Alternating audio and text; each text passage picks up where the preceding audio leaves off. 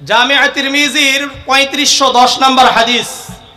عن أنس بن مالك رضي الله عنه قال قال رسول الله صلى الله عليه وسلم إذا مررتم برياس الجنة فارتعوا قالوا وما رياس الجنة قال حلق الذكر।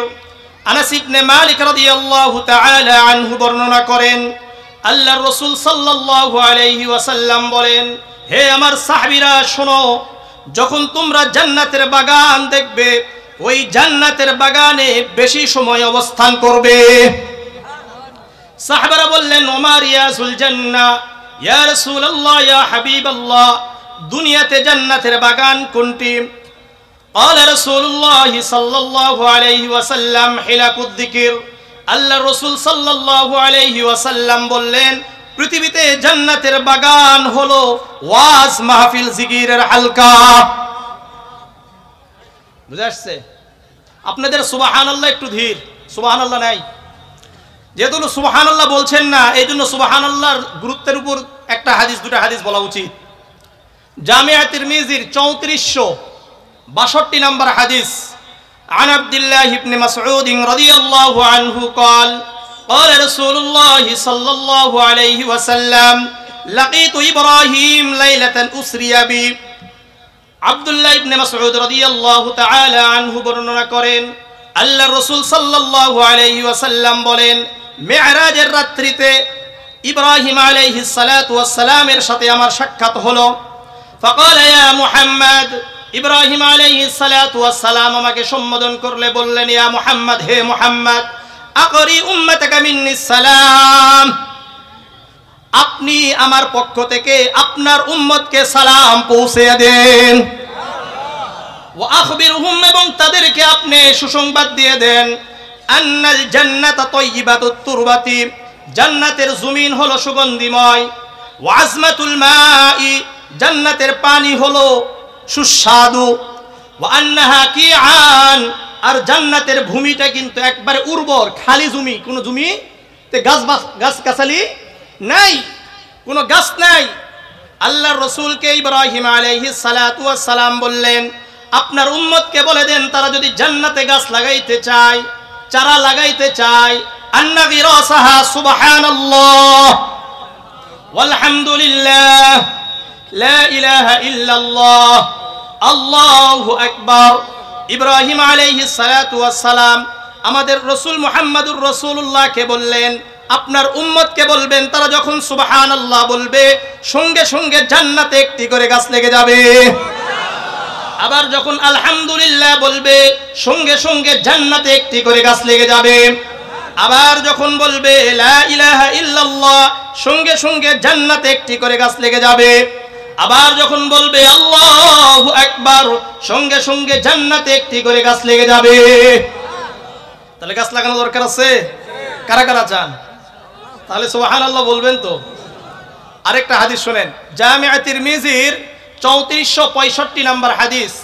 আন জাবির ইবনে আব্দুল্লাহ রাদিয়াল্লাহু আনহু قال قال رسول الله صلى الله عليه وسلم من قال سبحان الله وبحمده غرست له نخلة في الجنة। জাবির ইবনে আব্দুল্লাহ রাদিয়াল্লাহু তাআলা আনহু বর্ণনা করেন, আল্লাহর রাসূল সাল্লাল্লাহু আলাইহি ওয়াসাল্লাম বলেন, যে ব্যক্তি একবার সুবহানাল্লাহি ওয়া বিহামদিহি বলবে সঙ্গে সঙ্গে জান্নাতে একটি করে খেজুর গাছ লেগে যাবে। কারা কারা চান? চান নাকি? এই সুবহানাল্লাহি ওয়া বিহামদিহি বললে আরেকটা লাভ আছে। সহিহ বুখারীর 6405 নম্বর হাদিস। عن أبي هريرة رضي الله عنه قال قال رسول الله صلى الله عليه وسلم من قال سبحان الله وبحمده في يوم 100 مرة حطت خطاياه وإن كانت مثل زبد البحر। আবু হুরায়রা রাদিয়াল্লাহু তাআলা আনহু বর্ণনা করেন, আল্লাহর রাসূল সাল্লাল্লাহু আলাইহি ওয়াসাল্লাম বলেন, যে ব্যক্তি প্রতিদিন 100 বার করে সুবহানাল্লাহি ওয়া বিহামদিহি বলবে, বলেন সুবহানাল্লাহি ওয়া বিহামদিহি বলবে, হুত্তাত খতায়াহু ওয়া ইন কানাত মিসলা যাবাদিল বাহার, ওই সুবহানাল্লাহি ওয়া বিহামদিহি পাঠকারীর যদি গুনাহ সমুদ্রের ফেনা পরিমাণ হয়ে যায়, আল্লাহ রাব্বুল আলামিন গুনাহগুলোকে ক্ষমা করে দিবেন। তাহলে সুবহানাল্লাহ বিহামদিহি বলা দরকার, তাই না? এই যে আমরা এখানে উপস্থিত হয়েছি, উপস্থিত হওয়ার সঙ্গে সঙ্গে আল্লাহর পক্ষ থেকে আল্লাহর এক ফেরেশতাদের দল আছে। এই দল ঘুরতেছে, ঘুরতে ঘুরতে আমাদের অবস্থান সম্পর্কে যখন তারা জানবে তখন তারা আল্লাহর কাছে যায়। সহিহ বুখারীর 6408 নম্বর হাদিস, عن أبي هريرة رضي الله عنه قال قال رسول الله صلى الله عليه وسلم إن لله ملائكة يطوفون في الطرق يلتمسون أهل الذكر إن لله ملائكة يطوفون في الطرق আবু হুরায়রা রাদিয়াল্লাহু তাআলা আনহু বর্ণনা করেন, আল্লাহর রাসূল সাল্লাল্লাহু আলাইহি ওয়াসাল্লাম বলেন, আল্লাহ তাআলার কিছু ফেরেশতা রয়েছে, তারা দুনিয়াতে ঘুরতে থাকে, রাস্তাঘাটে ঘুরতে থাকে। ইয়ালতামিসুনা আহলাদ যিকির, তারা দেখতে চায়, খুঁজতে চায় কোন জায়গায় আল্লাহর জিকির হয়, কোন জায়গায় কোরআনের কথা হয়, হাদিসের কথা হয়, ইসলামের কথা হয়, এরা এইভাবে খুঁজতে থাকে। ফাইদা ওয়াজাদু কওমান ইয়াযকুরুনাল্লাহ, এখন আমাদেরকে ফেরেশতারা পেয়ে গেছে, বলেন সুবহানাল্লাহ। আমাদেরকে পেয়েছে, তারা এখন একে অপরকে বলছে, তানাদাউ হালুম্মু ইলা হাজাতিকুম, তোমরা তোমাদের কাজে চলে আসো, কাজে চলে আসো।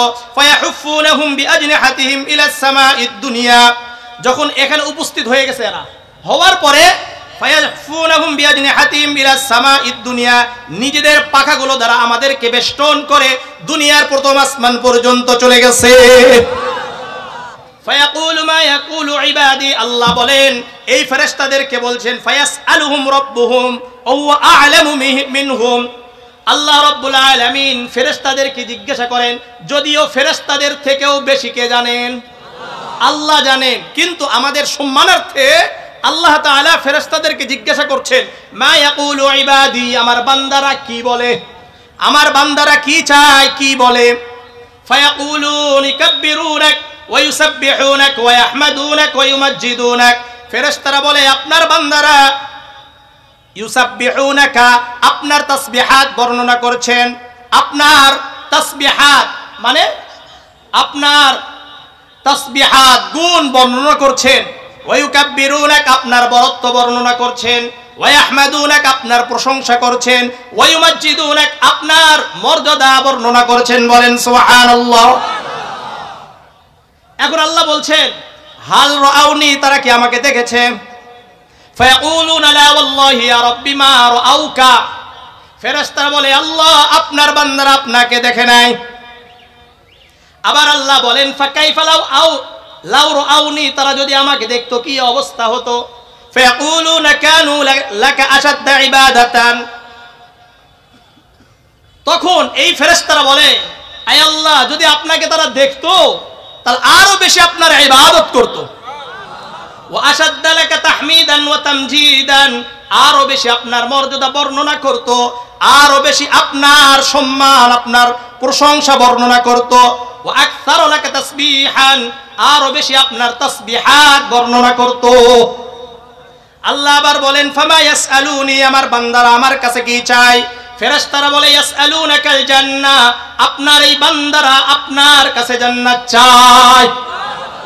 আবার আল্লাহ জিজ্ঞাসা করেন, হাল রাআউহা, তারা কি জান্নাত দেখেছে?